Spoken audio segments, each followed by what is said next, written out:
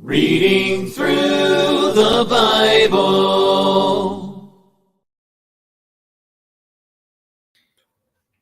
Good evening. I'm Dennis, and I'm a Christian. This evening we're reading Genesis chapter 41. Genesis 41. Then it came to pass at the end of 2 full years that Pharaoh had a dream. And behold, he stood by the river. Suddenly there came up out of the river 7 cows, fine looking and fat, and they fed in the meadow. Then behold, 7 other cows came up after them out of the river, ugly and gaunt, and stood by the other cows on the bank of the river. And the ugly and gaunt cows ate up the 7 fine looking and fat cows. So Pharaoh awoke. He slept and dreamed a second time, and suddenly 7 heads of grain came up on one stalk, plump and good. Then behold, 7 thin heads, blighted by the east wind, sprang up after them. And the 7 thin heads devoured the 7 plump and full heads. So Pharaoh awoke, and indeed it was a dream. Now it came to pass in the morning that his spirit was troubled, and he sent and called for all the magicians of Egypt and all its wise men. And Pharaoh told them his dream, but there was no one who could interpret them for Pharaoh. Then the chief butler spoke to Pharaoh, saying, I remember my faults this day, when Pharaoh was angry with his servants, and put me in custody in the house of the captain of the guard, both men and the chief baker. We each had a dream in one night, he and I. Each of us dreamed according to the interpretation of his own dream. Now there was a young Hebrew man with us there, a servant of the captain of the guard. And we told him, and he interpreted our dreams for us. To each man he interpreted according to his own dream. And it came to pass, just as he interpreted for us, so it happened. He restored me to my office, and he hanged him. And Pharaoh sent and called Joseph, and they brought him quickly out of the dungeon, and he shaved, changed his clothing, and came to Pharaoh. And Pharaoh said to Joseph, I have had a dream, and there is no one who can interpret it. But I have heard it said of you that you can understand a dream to interpret it. So Joseph answered Pharaoh, saying, It is not in me. God will give Pharaoh an answer of peace. Then Pharaoh said to Joseph, Behold, in my dreams,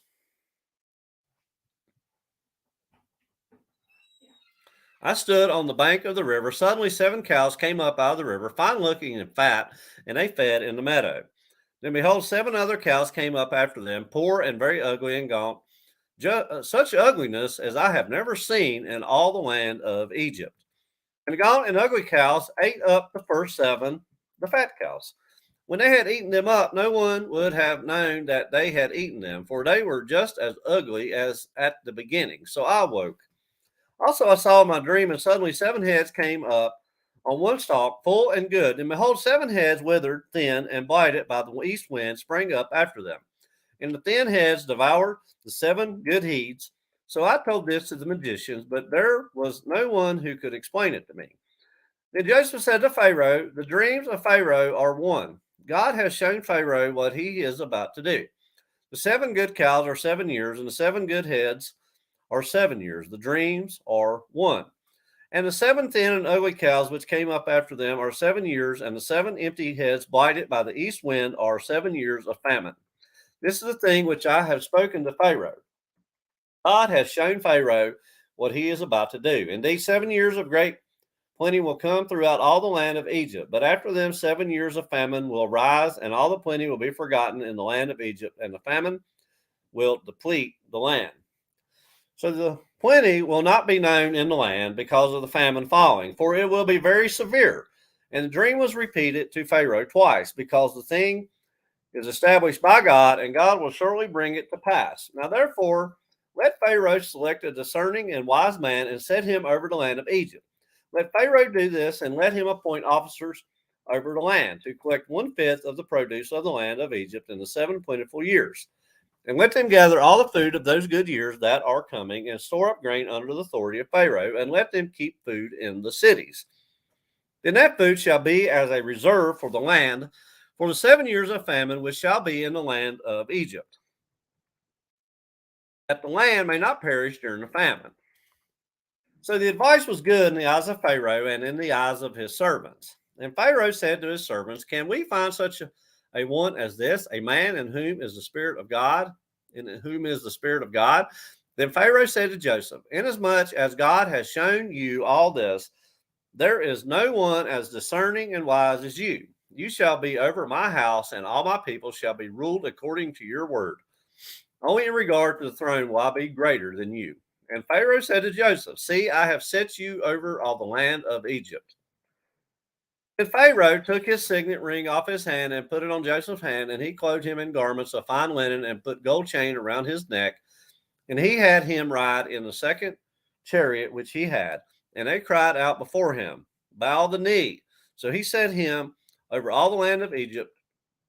Pharaoh also said to Joseph, I am Pharaoh, and without your consent no man may lift his hand or foot in all the land of Egypt. And Pharaoh called Joseph's name Zaphnath Paneah, and he gave him as a wife Asenath, the daughter of Potipharah, priest of On. So Joseph went out over all the land of Egypt. Joseph was 30 years old when he stood before Pharaoh, king of Egypt. And Joseph went out from the presence of Pharaoh and went throughout all the land of Egypt.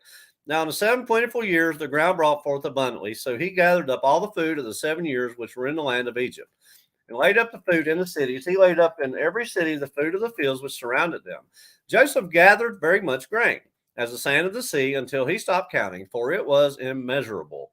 And to Joseph were born 2 sons before the years of famine came, whom Asenath, the daughter of Potipharah, priest of On, bore to him. Joseph called the name of the firstborn Manasseh, for God has made me forget all my toil and all my father's house. And the name of the second he called Ephraim, for God has caused me to be fruitful in the land of my affliction.